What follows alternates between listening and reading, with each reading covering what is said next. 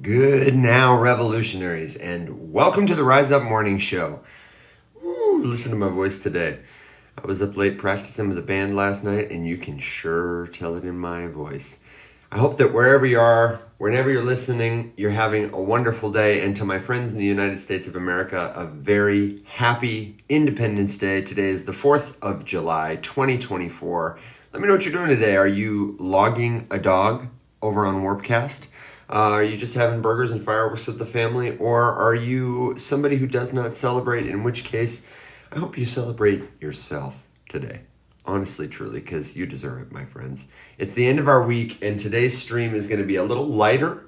We're going to end a little early, but don't fret about that because we're keeping the stream going in the Discord server. I want to take a second to tell you, if you have not yet joined up the Rise Up Morning Show Discord because you're trying to learn crypto, you're trying to learn about blockchain, and you're sick and tired of everybody talking down to you, you're sick and tired of people trying to sell you stuff, that is the best way that Alex and I have found to bring people together, to accelerate their learning journeys. If you want to tell the difference between a token that's going to make it and a token that's going to die, if you want to understand, as we do, why decentralized social media or blockchain gaming is going to change the way we own and participate in social movements, in experiences, entertainment, then it is the best place.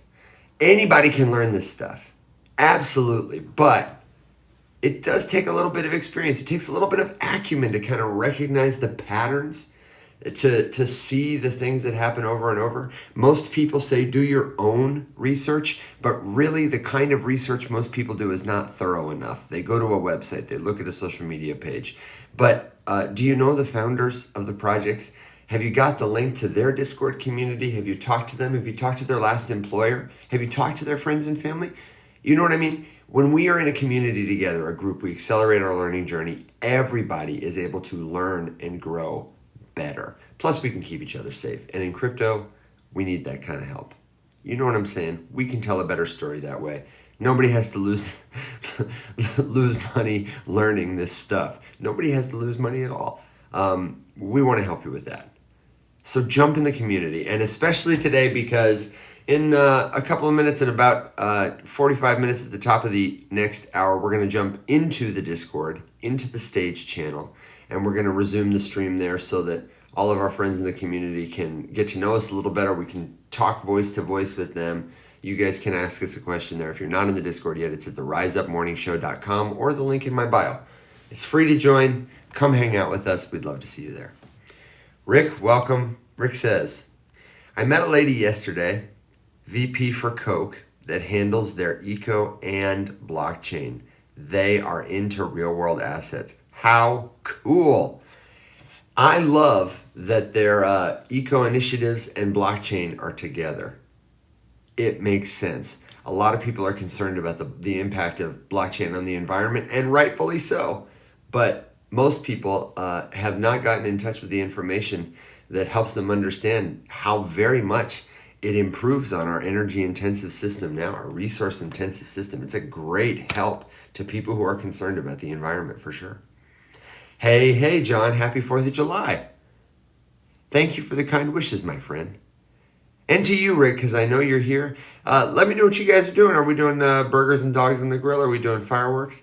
I have the pleasure to play a bunch of music this weekend. I'm going to be playing with some friends of mine tomorrow as a band we've never played in before called Sons of Freedom. One night only kind of thing. Down on Beale Street here in Memphis, Tennessee. And I'm doing a gig at a retirement home tomorrow, an assisted living place.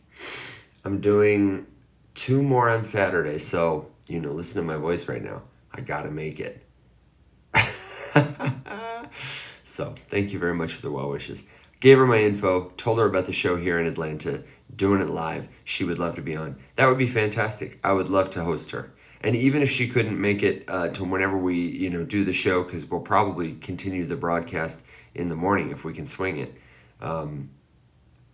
we can figure out a solution to involve her in the conversation and help her out, meet her where she's at, or give her a platform to share what she's doing and learn from her experience. I bet she's doing cool stuff.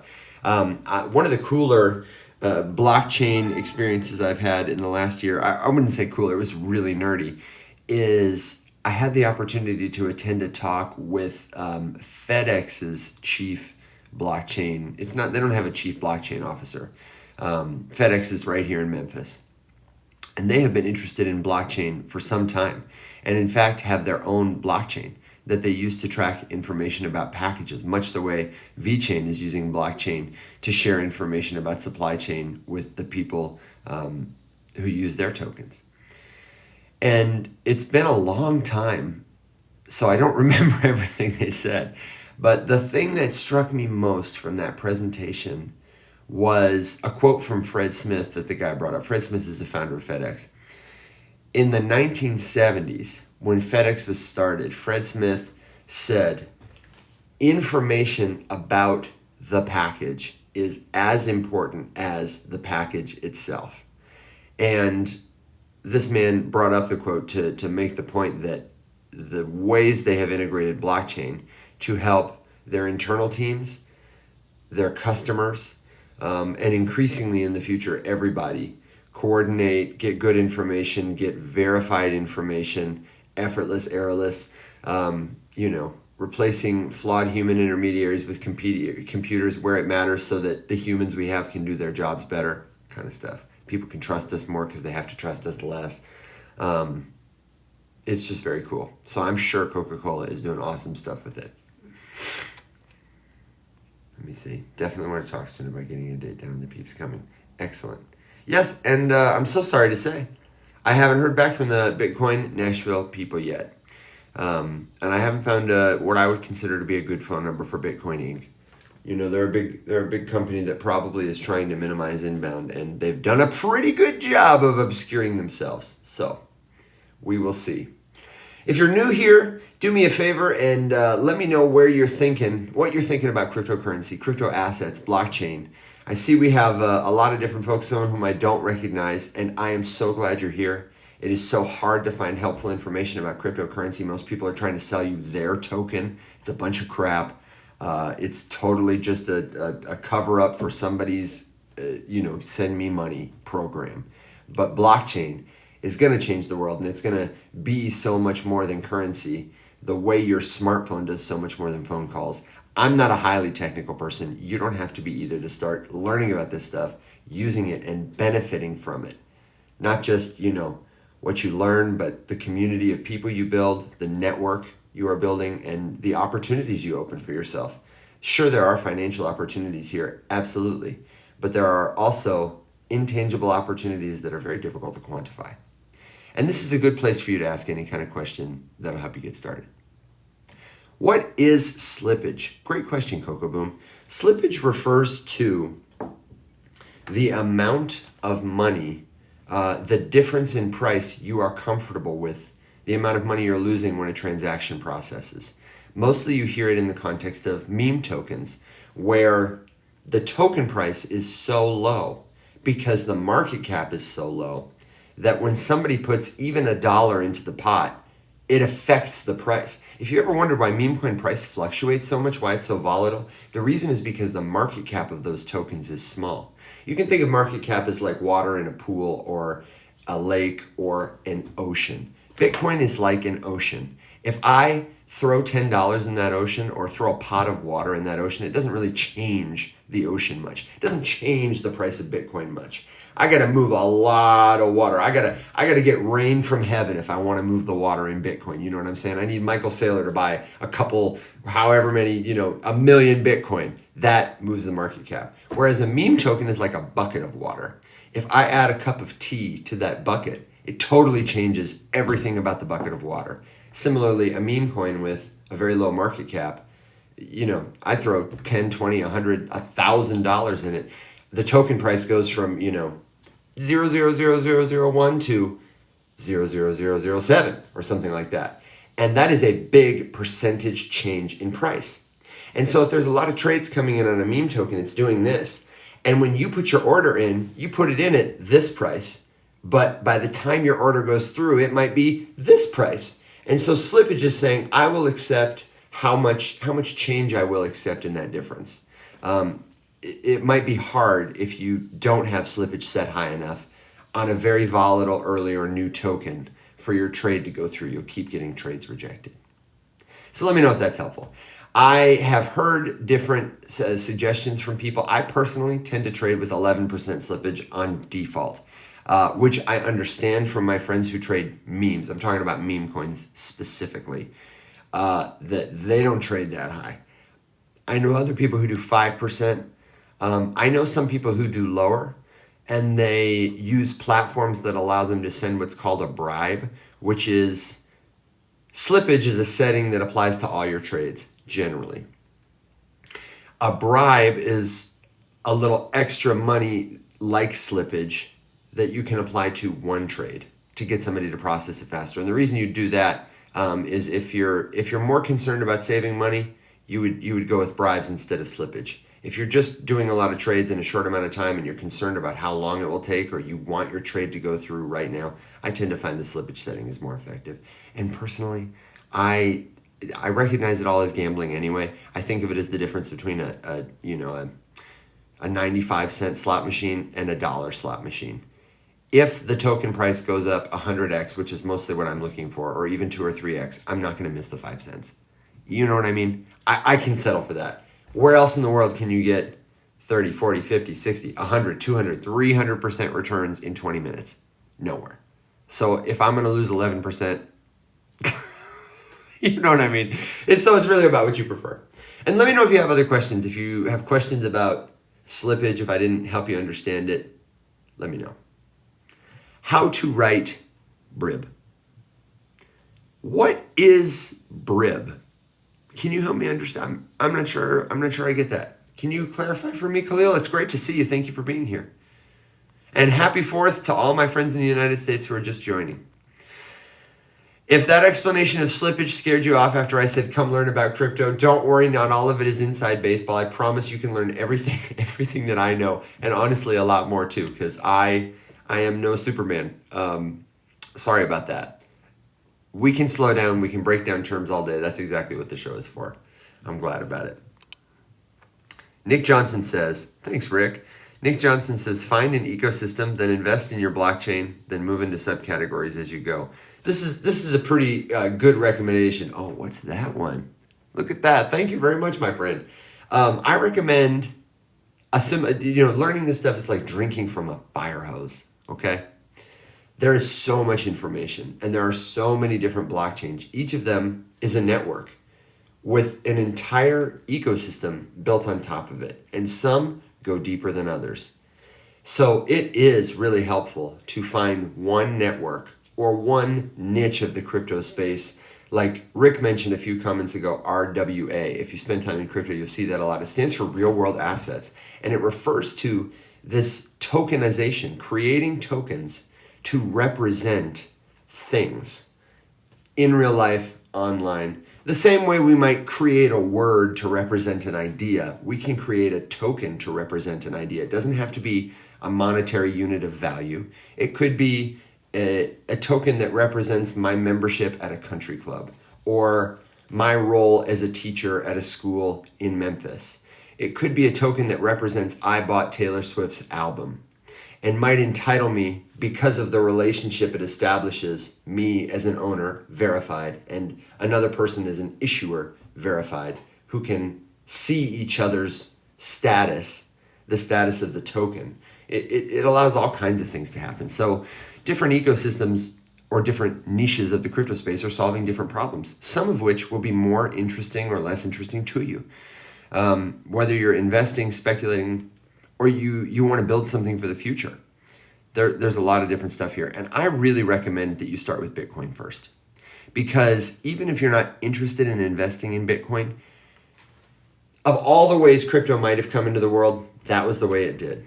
And it is really helpful to gain an understanding of crypto, to understand Bitcoin. And I personally recommend lately, my friend Mac Lorden reminded me about a great resource. Jameson Lopp is an OG Bitcoiner. He has a website which I believe is jamesonlopp, LOPP.net. I can pull it up and confirm it and post it in the Discord. I posted it in the newsletter a little while ago. Yes, jamesonlop.net is not giving me, okay, what's up with that? It's telling me I can't get to the website. That's odd. Is my internet on? I brought my pencil. Oh, apparently his URL has moved to lop.net. Even simpler.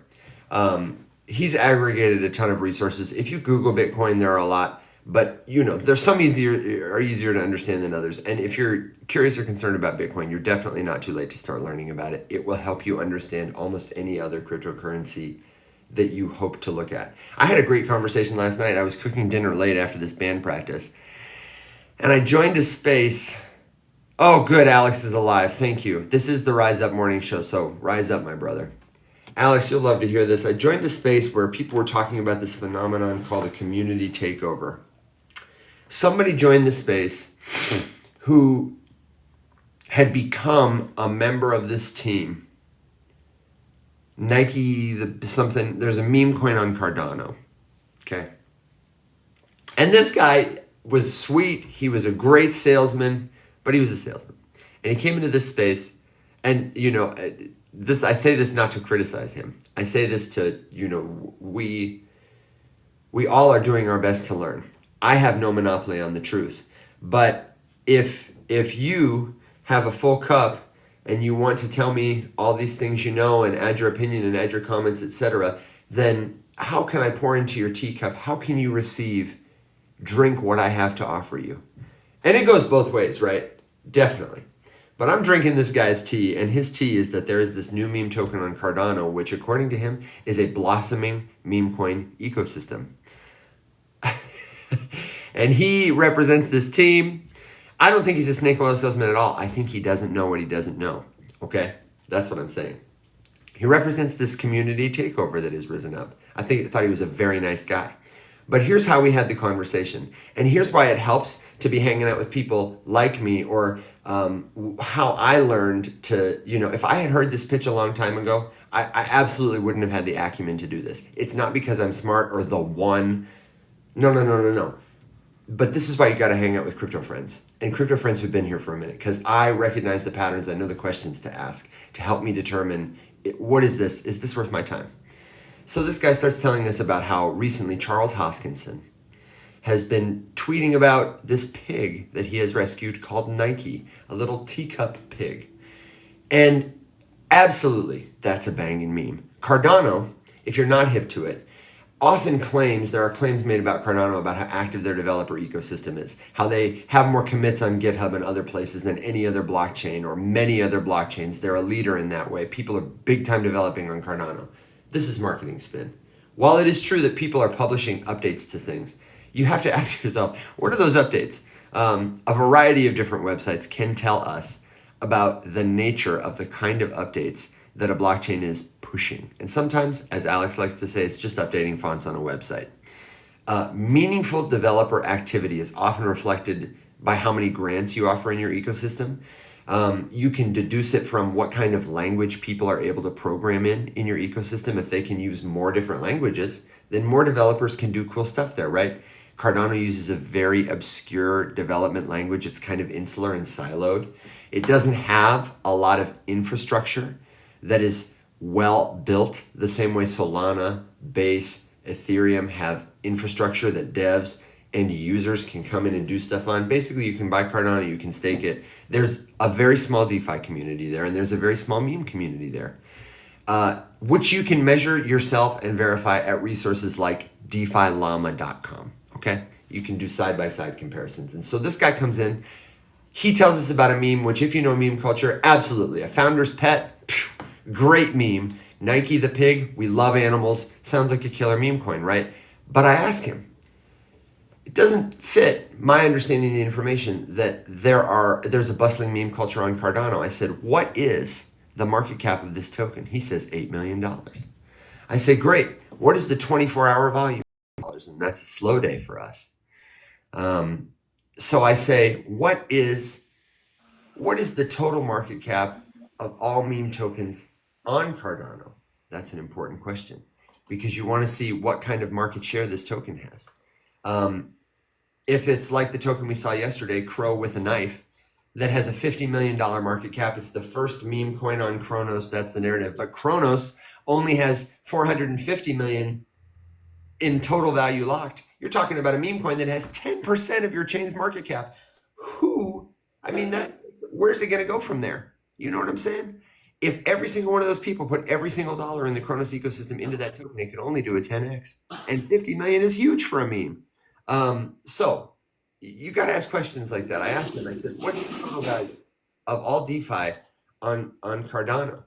And he didn't know, which is fine. But it became clear to me that you can Google this. Cardano has a total value locked in DeFi. I'm talking stable coins. I'm talking their ADA market cap, which is like 13 billion. On Sunday Swap, I don't know the other dexes. It's paltry. Okay. Here's a token that's got almost 5% of that market cap, and it's a meme. And there are just not memes on Cardano. So it was frustrating. It was frustrating to talk to somebody who was trying to sell this with information that can be verified anywhere, who just didn't know better. And honestly, I'm sorry, Alex, because now I'm rambling. I set up all that to say, the really frustrating part was this is what he called a community takeover, okay? This is a guy who represents this project. Just a regular investor like you or me might buy a meme token, and the dev has rugged it. The person who wrote the smart contract or the person who has the keys to the smart contract is gone, is bye-bye. And apparently he said he knows this person, but that they have not relinquished the keys to the contract, that the project is being run by himself and a few other people who have a multi-sig and have access to a community wallet that people have put donations and contributions in. There are many active token holders who hold some significant share of this token. But what I want you to understand, and why I tell this story, is if you're part of something like a community takeover, if you're part of any crypto project that's rugged, if the saying goes, they aren't your keys, it's not your crypto, that doesn't just apply to your wallet. That applies to the smart contract that produced the tokens created. If I create a meme token, Alex buys a bunch of it, and then I rug the project by just going MIA.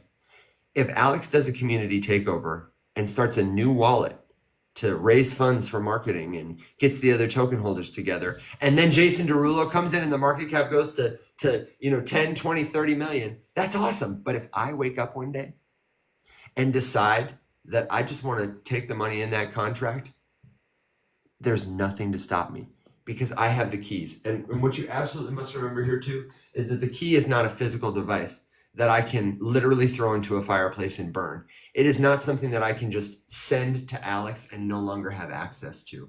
It is a string of numbers and letters that give anyone who knows them access to all the permissions the contract affords. If I tell you I burned it, if I make a show about deleting a document on my computer, if I send Alex an email with the key in it, but I've memorized it, I've written it down somewhere else, I haven't effectively burned it so that you can start afresh, take control, that's not your project.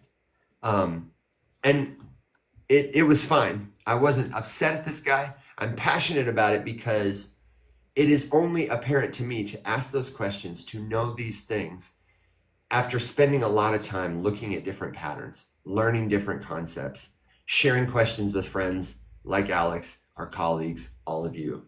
And almost no one in conversation with this guy on TikTok probably would have the acumen to challenge him or ask those questions. He hadn't asked them himself.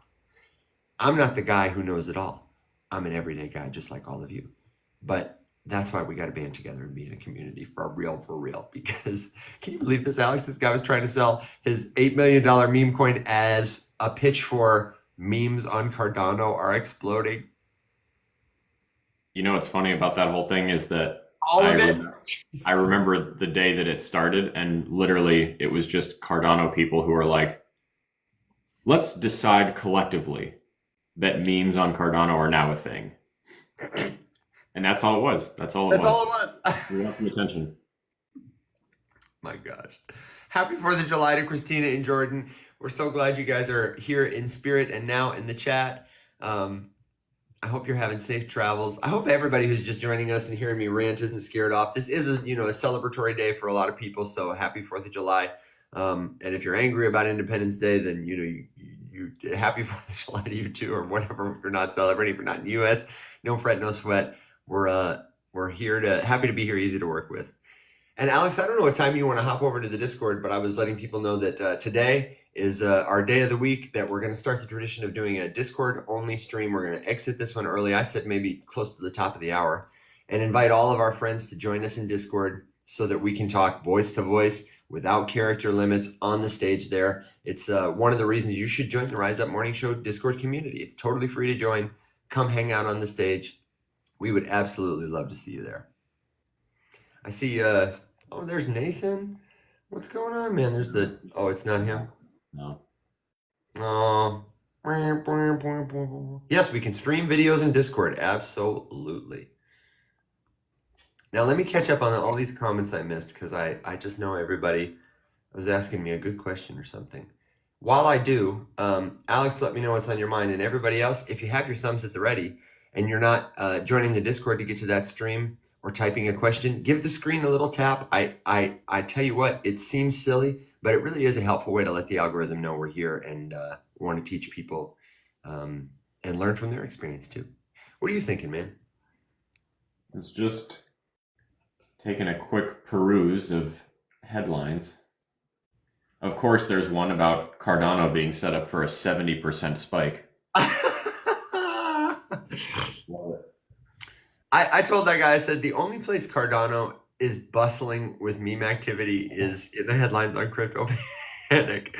If it's not a Cardano article on Crypto Panic, I don't want to see it. I'm going to be officially bearish the day that it's no longer there. Polkadot is spending $87 million in 6 months on who knows what, and Cardano is spending all their marketing budget on Crypto Panic and Nike the Pig. And here's a wild one. I'm looking at it to see if it's actually a meme or not, because the headline is XRP may have just ticked all of the boxes for a historic rocket to $35. I just love the phrase, a historic rocket to $35. Right. I don't know that that's ever been said in the English language before. In case anyone is considering a career in journalism, the bar of what qualifies as legitimate and publish-worthy content in the crypto space is so low. You could probably take home a fucking Pulitzer for just writing something coherent. Yeah, 100%. The fact that Laura Shin came over, I think that's what Laura Shin did. I think she was like, writing at Forbes and being a legitimate, journalist is very cool. But man, what if I could cover the crypto space? These guys don't know jack about journalism, and just came over, and she does a great job, but she doesn't have to go as hard as she does. She could just coast. And maybe that was the thought. Maybe she was like, these people, they're going to love me. And she would be right. We do love you, Laura. Laura, if you're watching, we love you. And if you're watching and you haven't listened to it yet, I'm telling you what, show's not sponsored, but it could be. The most recent episode of Unchained is called what's it called? It's basically how to tell if a token is worth its price. And it talks about what we were discussing yesterday, that concept of fully diluted value. It talks about some of the things we were just saying, how difficult it can be to do your own research and recognize whether or not there are secret tokens in a marketing wallet you don't know about, whether the founder has 12 wallets, how to recognize those things, and ultimately what to do about it, how prevalent it is in the space that the incentives are aligned against you. People just want you to buy their tokens. Imagine that. Real quick, Khalil. Sorry, go ahead, Alex. Have you looked at prices today? Sounds like Mt. Gox is starting to send stuff. Is it really? It's here's one of the headlines I'm looking at right this moment. Where did it just go? Hold on. Oh, there it is. So from Decrypt, Mt. Gox trustee sending test transactions. Interesting. Yeah, that's definitely something we would expect. Like volatility as the transactions go through, as they move those funds. But I think that's going to be short term stuff because I think a Uh, lot of the exchanges, et cetera, they're going to move that too. I don't think those people are selling. I really, what do you think about that, Alex? I really think that the Mt. Gox issuance is not going to have a big impact on the market. I think it might have an impact, but I think it'll be mostly smaller than people who worry anticipate. yeah, I'm very curious. So for context, I don't. This is just an opinion. And I know three people who are getting Bitcoin back from Mt. Gox, and those three, I don't know of a single one that's like itching to sell, just because they know that it's still, even if it just reclaims its previous all time high in another year or so. One of my friends was saying like I've been inadvertently holding it for years. I'll hold it a little bit longer. Yeah, Um, someone was in the comments yesterday saying that they're getting a disbursement and they're not doing anything with it. Yeah, I'm sure somebody will. I'm sure there are people who lost a bunch and are hurting for it, and need to take something out to cover whatever. But we'll see. I mean, it's there's really no way to know. I'm sure that somebody will sell, but I think that the fear around it is definitely blown out of proportion.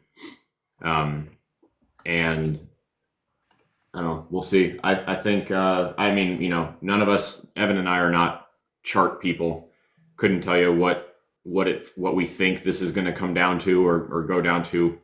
Uh, No, all but I we do all I have some can. good data. Can I give you some good data? Yeah, please take This it is away. Alex Thorne, a crypto analyst at Galaxy Research, which you can go verify. He's got creds. He predicted that based on the identities of the users, the owners of these Bitcoin, there's 142,000 tokens, and his prediction is that only about 64,000. Where did I get it? My computer just went away, and I listened to him speak on the Unchained podcast. I swear it's like my number one news source these days. So first of all, like you said, a lot of them are long-term Bitcoin enthusiasts who are less likely to sell right away. But he predicted only about 64,000 of the total 142, a little less than a third, is going to be distributed to individuals at all.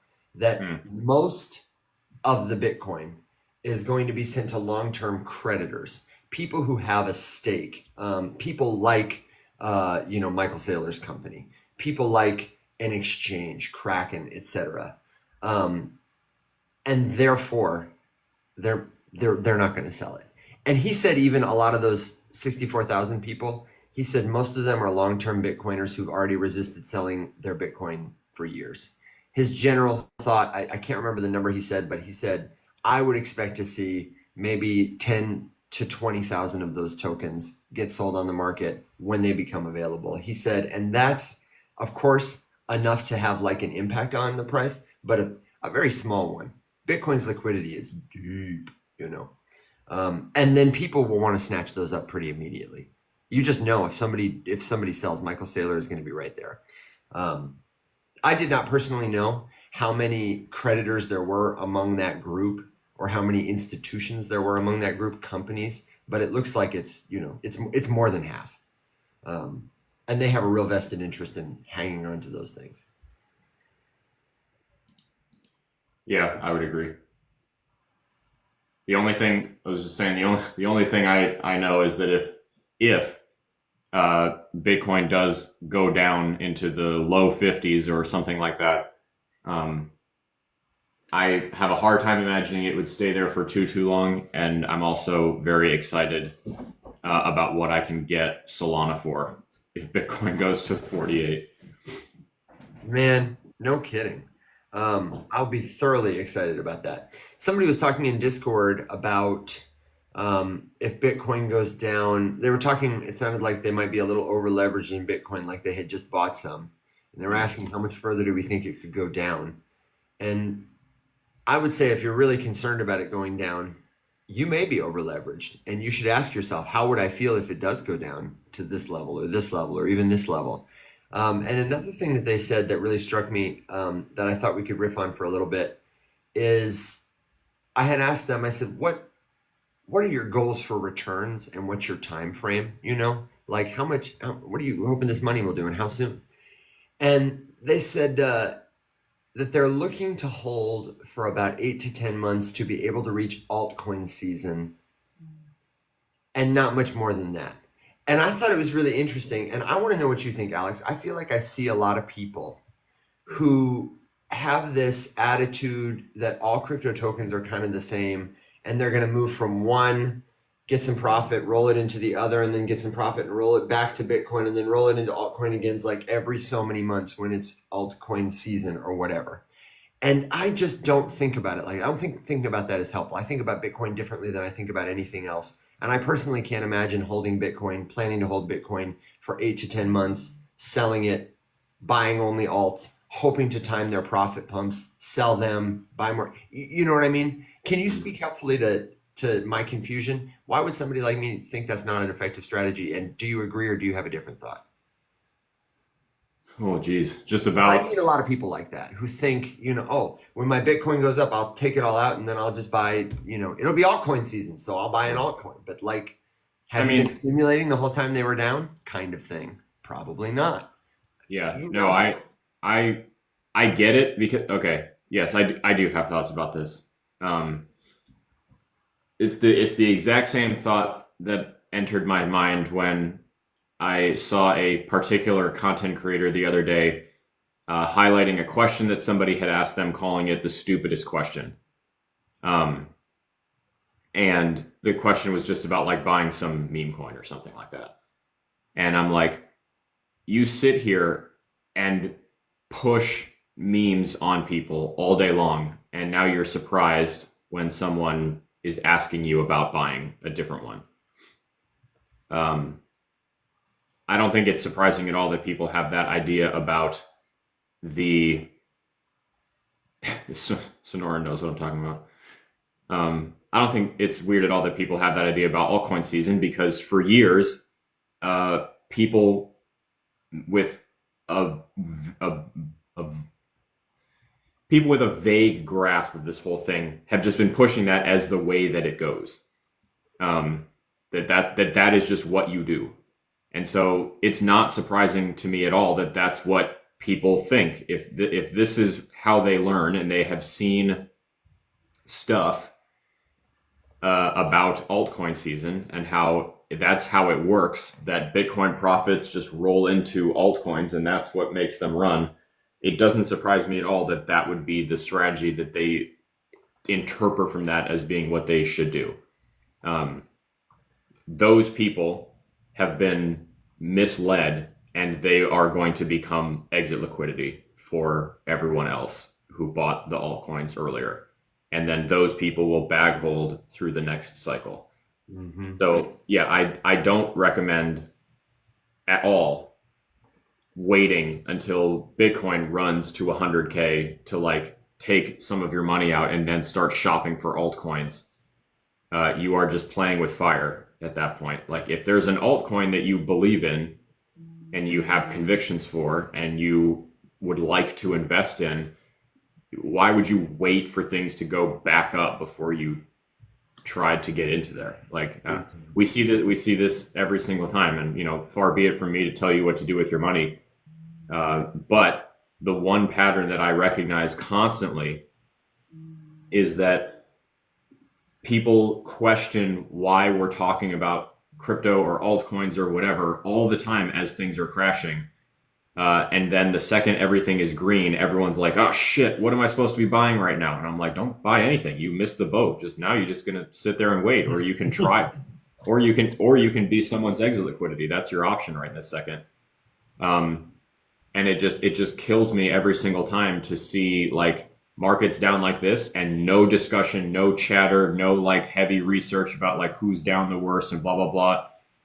Because they're all waiting to start complaining when everything starts ripping and like, oh man, I wish that it would dip back down so I could get more. And it's like, no, you don't. You don't. You don't want it to dip. You know how many people last bull run were like, I can't wait for the bear market. Every single one of those people fucking left. every single. Dude, I was here. I was ready for it. And do you know what? I just didn't have the capital. I was so sad about that. I was salty. I was Yeah. like a Well, that salty that's holder. that was part of my issue last time. Absolutely. But after my very first bull run, that's the reason I was so confused in the bear market. I vividly remember thinking to myself, like, oh, maybe we won't even get a bear market. Look at all these people who are so stoked for this bear market. I was very new. And then the bear market rolled around and they all left because, oh, now the prices are down. And it's just like, oh, okay. We don't actually think any of these things. We just talk for attention. Yeah. And then off we go. Yeah, the TLDR is if you are only excited about a token when the price is going up, that's not the time to buy it. Get excited about a token because you like who's on the team, you like what problem they're trying to solve, you like the incentive model, you feel like you're early, you feel like there's attention, whatever it is. And the chart is primed to go up and to the right if you're a speculator. Like it's a great time for me to right now when Solana was $8. Are you kidding me? That would have been the time to buy it last year. Why I wasn't accumulating more, I'll never know. I should have been buying that, as like every day when I bought gas kind of thing. Set aside $8 to buy a whole soul. Would have been a good favor that past me could have done present me. Yep. Imagine if you had just bought one soul instead of a pack of cigarettes every single time. Oh my God. Can you imagine? Oh man, I would be so healthy, first of all. Happy. But I bet when the prices were going up, I would be sitting there thinking to myself, "Oh, I'd like a cigarette." You know, Yeah. but yeah, All I know is right now it's at like 135 and it's getting close to the last time that I bought some, which is exciting to hope, potentially expand the position without increasing my cost basis. The last, the last time I sold any of it was at 205, so that's kind of nice. yeah, that is nice. It's been a much longer term move, but I mean, I don't know. The conviction just keeps growing. I keep telling Evan, like, someone needs to keep an eye on me because I'm dangerously close to becoming a maxi right now, and I can sense myself getting. So this is the thing that I would say to watch out for if you start to get really excited about something or you start to build too much conviction in something. Is you have to recognize that, okay, it is going to start becoming harder and harder for me to be objective about like bad news if something legitimately bad happens. And you want to make sure that, hold on, that you are like prepared to not buy.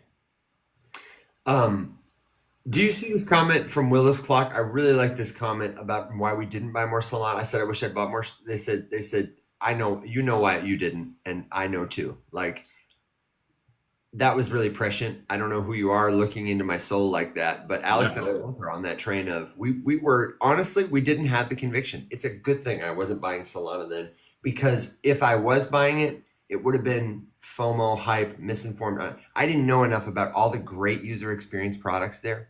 I had used Phantom Wallet and I saw everybody just kind of piddling around and the network going down. That's what I saw. So of course that's why I didn't buy. But if I've been playing with BonkBot, if I understood the kind of consumer crypto ease of access revolution that was happening in the meme coin casino or just generally the activity on Solana, and I'm sure Alex is the same. You know what you do as well as you can, and when you know better, you do better. That's why we're maxis now, or almost maxis. I'm right there with you. I'm not worried about becoming a maxi, but it's very tempting. Yeah.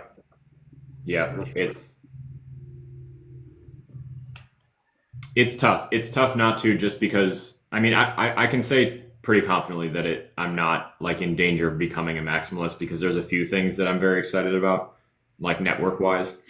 But like people keep asking me, what's your portfolio? And I'm like, it's boring as hell. It's literally just Bitcoin and ETH and Sol and AVAX, and that's it. And if I added anything new on this dip, I would be tempted, I think, to like maybe split my my gaming allocation into some Ronin as well because I don't have any Yeah. of it. And that would actually also be a purchase similar to the way that I purchased Avalanche, which was sure. Do I hope it goes up? Absolutely. But also, I just want some so that I can like start using it and trying some of the games and stuff. So it would be it Get would some be exposure. utilitarian purchase as well, which is why I bought Avalanche, which actually ended up being not a terrible time. Just because I knew I needed some because there were some games coming out, so I grabbed like a bit of it, and then it went up quite a bit, and I was like, oh, perfect, and I sold all of it, and then waited for this, and got a little bit more, which I've talked about a little bit. That has been the only real adjustment that I've made this time around. And Bitcoin is not in this conversation. My Bitcoin just lives in a wallet and it stays there. But I've just tried to completely remove and detach all of my like long thinking, I guess I would say, about various cryptos and where I think they're going to go long term and whatever. And I'm just like, if I don't want to get stuck with anything, if we do end up, just sort of assume that every time it pumps, like this could be it.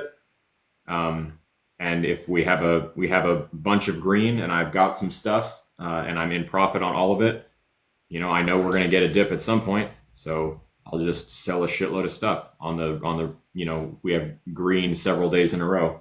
And that's exactly what I've been doing. No longer, more in-depth analysis, just like, oh, it's been green every day for a week.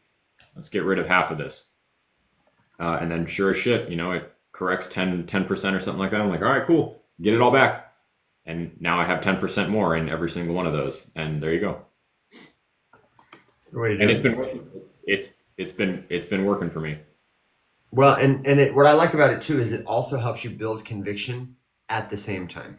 Like you are going to feel more confident whichever direction you end up kind of moving, whether you're selling or buying more, because you're doing it that way. Um, so yeah, Yeah. kudos to you, dude. I So think in answer to the question, how long are you holding your Bitcoin for? So I have no plans to sell it ever.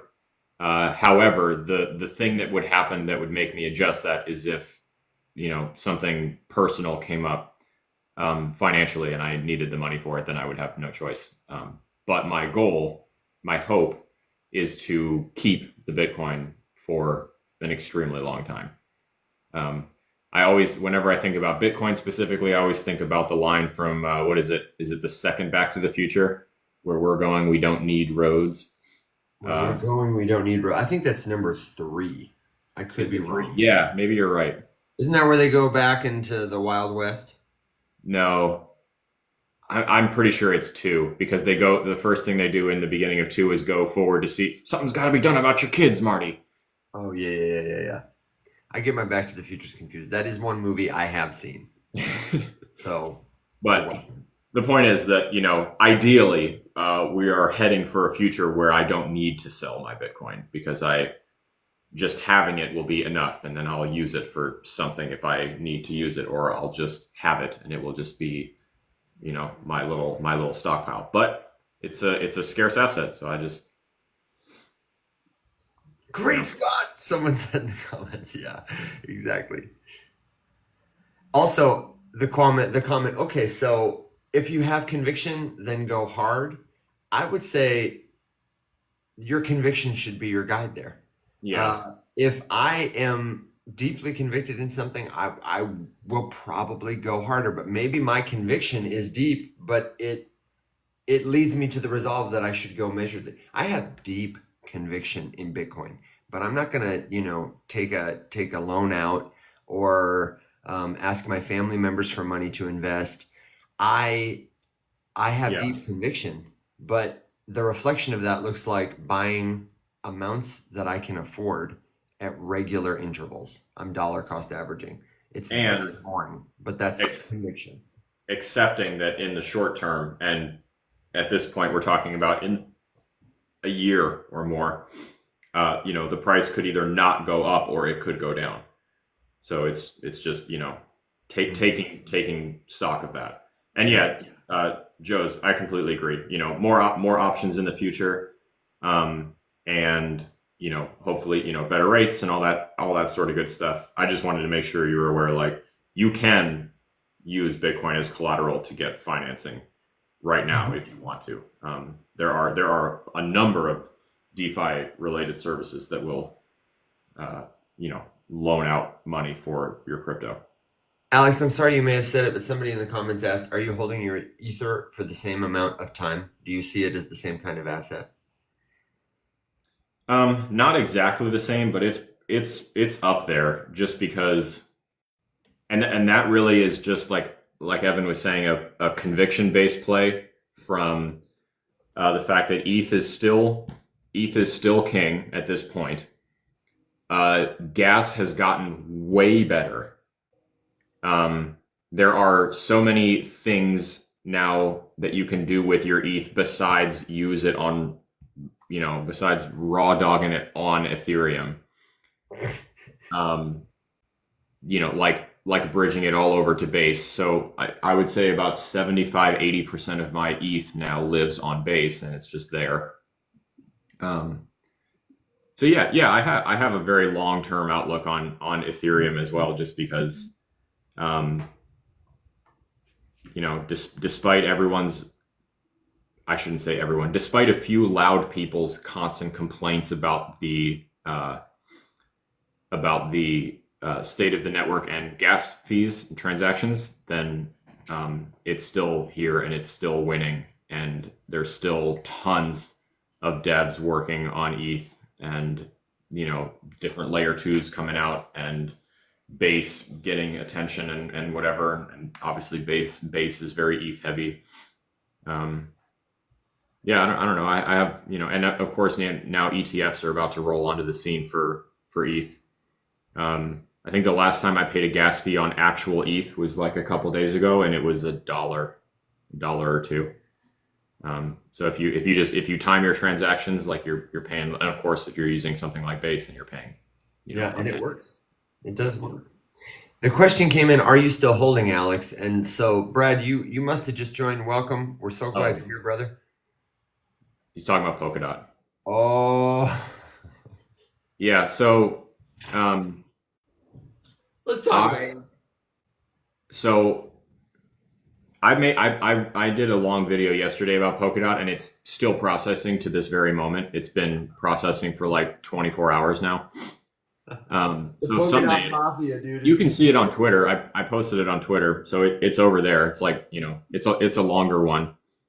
I still have some. I think that to summarize without making this go on for too long. Yes, I'm still holding some because I'm hoping that this level of public scrutiny and insight into what Polkadot has been doing, I hope that it will prompt an adjustment. Right now, they're hitting the social media train pretty hard, and we have auctions coming up that I plan to delegate in, and so we'll see. I don't hold a ton of it, but I'm keeping it. I'm keeping it for now. I have no plans to acquire any more of it. And I really hope that we see some adjusting, because I'm concerned very much so about their burn rate. So we'll see. But I would like to believe that they don't want to be bankrupt in 2 years, and they have to come up with some sort of a plan. One of my friends who used to work for Polkadot said that a lot of the marketing decisions are not actually made by Polkadot; they're made by the community via bounties, which is alarming. And like, here's a time when the foundation needs to step in. And when decentralization is probably not the answer. Yeah, like here's an example of decentralization not working. So we'll see. Yeah, that's a good example too of maybe it's not just decentralization, maybe it's the incentives. If you see that thing for Verbs the other day, I would love to have Will from Verbs on our show. And he just talks really cogently about incentive models. And I think they might experience some friction when people just come in and say, hey, I'd love for you to pay me $250 a month to clean up trash in my community. And then Like we'll Yep. send them one picture of a gum wrapper kind of thing as they're like, I cleaned up trash today, and the community will eventually be like, where's this money going? Where's the impact for it? You know? Or you just have enough people that are like, yeah, I'll vote for you. I like this person. And like Yeah. it's just Yeah. it's a slanted thing. That's why decentralization needs to be a spectrum until something is big enough and mature enough to legitimately self-sustain. And then Yes, you yes. also Last night they didn't want to make that community take over a DAO. Like they didn't want to vote on stuff or how I was like, okay, I get that. That's cool. But also like if it was a DAO, you can call yourself a DAO all day long. Alex and I are in a DAO. We're in a DAO. It's cool. But if your DAO doesn't have tools for people to express themselves in the form of democracy, if you don't have tokens that give them, ownership or some sort of share, or there's not a mechanism that they can sign things cryptographically with their private key, then are they really in a DAO? Like if you don't hold the keys to the memecoin contract, is it really a community takeover? You know? Yep. No. Not to like pick on anyone. Again, I find I hear the tone of my voice and I think, oh man, I hope this guy's not listening because he's gonna think I'm such a jerk or that I hate him. But I love him. I want people like that to think for themselves about how big those risks are and whether or not they're worth it. Also, Alex, can you believe there's a meme coin on Cardano with an $8 million market cap and the community thinks that it's going to go to 20 million or 30 million? And I would eat my words on that, but where's the liquidity, man? Where's it coming from? Nobody thinks about that. People on Multiverse X with those meme coins think the exact same thing. That's what it reminded me of. Honestly, I was like, oh no. I was like, oh, I hope you're not. I was like, you must be overinvested. I said, it's so hard to talk to people like that too because they're very sensitive. Yeah. And I don't know how to do it. I gotta really like sit in my compassion and let them know like I love you and I understand this. I am so sorry for you. You have been misled by a pig. Yeah. I mean, I just always fall back on you can't reason someone out of something that they weren't reasoned into. Oh my gosh. Okay, let's answer one or two more questions and then Yes. it is time. Real quick, let me make a commercial to tell you Thursday is the day. We are ending the streams early to jump into Discord so that you can join us on the stage and talk voice to voice. You can talk without character limits. And just because generally we want more people to experience the community there, it's totally free to join. Tap my profile, tap his profile, go to theriseupmorningshow.com, and you will find the link to that Discord community. You click a button to verify, and then I gotta create an event here. I haven't done it yet. Oh, have I done it? Come on, past me. And we'll hop into the stage, and we will. Hot darn! Oh no, did I set it for tomorrow? What are you? Who I am? Starting soon. Yes, Rum's Discord only stream. I'm going to start this event soon, and we'll keep an eye on TikTok for people who are, sending us a DM if you can't get in. We'd love to help you, but that's where we're going. It's the place to be for people who want to learn. I will quickly answer a couple things. So and don't worry, we'll be back next week. We're not repeatedly just spending more time there. Sorry, Alex. Someone is repeatedly asking about what price we're looking for Sol to hit to buy more. I don't operate that way, and I don't think that's a healthy way to operate personally. Obviously, you can do whatever you want, and there's absolutely nothing that says I'm right. I'm just a guy on the internet sharing an opinion. But my question to you, because I don't know if you were the same person or if it was someone else who said, I'm waiting until it hits 130 to buy some, which, to be clear, is $3 lower than it is right now. And I would just ask you, like, okay, so if it just stops at 131, are you just going to skip the whole play and then just like wait and then, maybe buy some the next time it's at 150 or 160 or whatever? Like, I would encourage you to, unless you are literally like, and discount everything I'm saying if you are a day trader who is like looking for a specific entry to make a specific swing and to do this thing, because that is so not my strength. I would never suppose to tell anyone what to do with day trading. I cannot trade. I do not read charts. I don't do technical analysis, any of that shit. So if that's what you're doing, disregard. But if you're looking to just get some Solana because you are a believer in it and you think that it's going to do well, and you remember that it was at $210 a couple of months ago, and you felt a lot of FOMO looking at that, feeling like, oh, I wish I would have got some. And now you're sitting here looking at it at 133 and you're like, nah, 130. Do you really think you're going to care the next time it's at 200, whether your entry price is 130 or 133? Like I would encourage you to look beyond the price on the chart right in front of you at that exact moment and just think about the fact that it is down or it is up or it's been flat for X amount of days or weeks or months or whatever, or hey, they just shipped this and that and this upgrade, or how there's this, that, and this still coming, or whatever.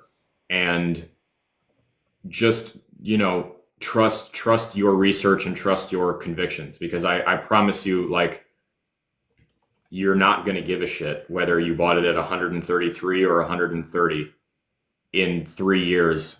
If all of our hopes and dreams come true and it's worth 10 times what it is right now, you're not going to care. So don't let yourself be consumed by the actual number on the chart, unless you are literally trying to like sit there and day trade. Because most people are not doing that. Most people who do fancy themselves a day trader should not be day trading. You are exit liquidity constantly for people. And I would say just think about who you're listening to.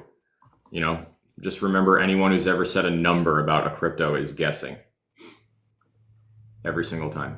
Very well said. Crypto Chick points out, same applies to transaction fees. You won't care in 3 years. Very well said. If you have conviction enough to want to expose yourself to that asset, then what's more important is that you're on the boat. You got to get on the boat to enjoy what happens on the boat. Of course, if the boat sinks, hope you brought a life raft, hope you know how to swim, hope you got the Coast Guard on standby, that you are prepared to move in and out of that thing. Don't buy an investment you don't know how to get out of. Don't move money you don't know how to move back. All those kind of things. Do your prep and your research the way you would to go out on a boat. And the best thing, I'm telling you right now, the best thing you can do is make friends with this guy who was in the Coast Guard for 10 years. That is the perfect allegory and metaphor to say the Rise Up Morning Show is always gonna be a free place that you can come and ask your question Monday through Thursday here on TikTok. We've got a newsletter for people who want to get the weekly links, don't have time for it. We got the YouTube channel, and now we've got the Discord community where anybody can join, ask a question, share what they know so we can learn and grow together. Thank you, Crypto Chick. Thank you, everybody. Alex, I'll kick it to you for a quick public final thought. We'll be lingering in our DMs, but I've got the stage started. It's all warmed up so that we can get to know the folks in our Discord a little better. It's our first weekly stream, and I'm hoping in the future we can do, I'll whip out my soundboard again. We can do a jukebox with some custom requests. We can do a POAP. We got to bring POAPs back, man. We know we do. But if you got a final thought, good joke, word of wisdom for folks here before we come back to TikTok Monday, I would love to hear what it is. I will just end by saying, and this includes me and Evan, absolutely, the words of somebody on TikTok or any social media platform for that matter, in our position or position similar, somebody creating content about cryptocurrency, their words should never be your last stop. You should never buy something or sell something based exclusively on what the person on TikTok has said. You should always use that as either your first or at worst one of your middle stops before going to do at least some reading and some alternate source information gathering. Go search for that keyword on CryptoPanic and see if there's any other headlines about stuff happening or whatever. Just don't make purchases, don't make financial decisions based on what somebody on TikTok tells you. Use that as one of the factors that go into you making a decision, but make sure there are at least several other factors. If you eventually arrive at the conclusion that the person on TikTok shared, great. Just don't let them be the only resource, because those are the people who, this is a guarantee, those are the people who get screwed every cycle and end up bag holding for everybody else. If that's what you're waiting for, the second that they don't come through and deliver to you exactly what to do, you're cooked. And that's assuming that they're right every single time. Tori says that includes home goods and vitamins. That includes literally everything. Literally everything. TikTok is just a large group of people sharing their opinions on the internet, and almost all of them are wrong. So just keep that in mind.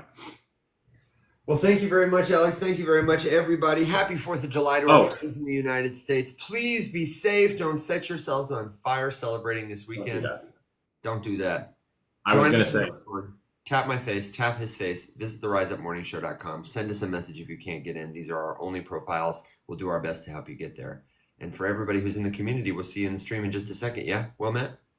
I was just going to say, I totally forgot that Evan and I, if you're having trouble with Discord or you need help with Discord, Evan and I are planning on probably a stream next week at some point for at least a little bit, where we don't do crypto stuff, and literally all we do is do a walkthrough on like how to get into the Discord, and we'll record it and then we'll share the video on YouTube or something like that. But you can, if you're having trouble with Discord, bear with us. And like Evan said, there's links in our bios. If they don't work, go to the riseupmorningshow.com and use the invite link there. And if that still doesn't work, then DM one of us and we will send you a separate invite. You can email us too through the riseupmorningshow.com. We are easy to get a hold of, and we are pretty responsive. So, we'll get to you. You're not going to miss you're probably going to miss a really good time. I might whip out my soundboard, but you're not going to miss the one piece of alpha that changes your life today. We're going to be doing this again and again and again, and we'd love to see you there. So come hang out with us. And until next time, everybody, rise up.